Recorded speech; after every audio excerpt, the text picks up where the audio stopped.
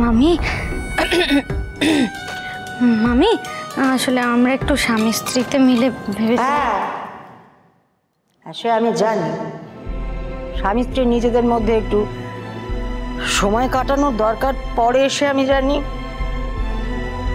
আমরা আমাদের সমস্ত কিছু শখ আহ্লাদ বিসর্জন দিয়ে সংসারের সময় দিয়েছি বলে তোমরাও তাই করবে এ আমি ভাবি না।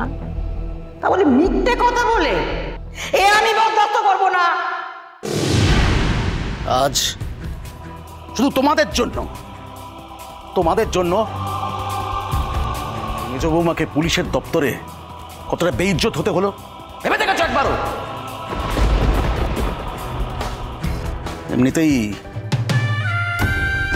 ওর দোষ না থাকা সত্ত্বেও ওকে বারবার ওর কাজের জায়গায় ঝামেলায় পড়তে হয়। আজ তোমরা যেটা করলে তাতে ওর কতটা সম্মানহানি হলো বলো তো? বাবা, আমি আমার সম্মানের কথা ভাবছি না, আমি ঝিলমিলের সাথে কথা বলতে চাই। কিন্তু আমি বলতে চাই না।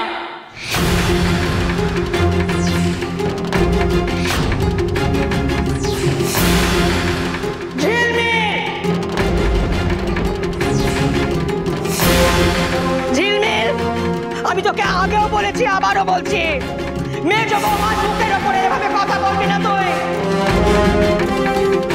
যখন তো কেউ ছিল না তখন মেজ বৌমার শঙ্কর তোর সমস্ত দায় দায়িত্ব বরণ পোষণে নিয়েছিল। মা বাবাও নেয় না রে, ওরা মা বাবার কাজ করেছে, আর তুই এত বড় অকৃতজ্ঞ সমস্ত কিছু ভুলে গিয়ে এইভাবে কথা বলছিস। আমি তোকে বলে দিলাম, ভালো করে শুনে রাখ, মেজ বৌমা শঙ্কর যা বলবে ওদের কথা তোকে শুনতে হবে। আমার আর ঐশানী শুধু একটাই প্রশ্ন, ঝিলমিল, তুই কি জানিস ওই কিংচুক ছেলেটা সম্পর্কে? কতটুকু জানিস? ওই ছেলেটা একটা নোংরা বাজে লম্পট টাইপের ছেলে। ওর সাথে সম্পর্ক আছে শোনার পর থেকে না আমার গাটা না রাগে ঘেনে রিরি করছে। তুই জানিস ও কি করেছিল? না না ঐশানী, সবাই শুনুক, সবাই জানুক ঝিলমিল যাকে ভালোবাসে সে কি টাইপের ছেলে। আমি আর ঐশানী যখন ফিরছিলাম তখন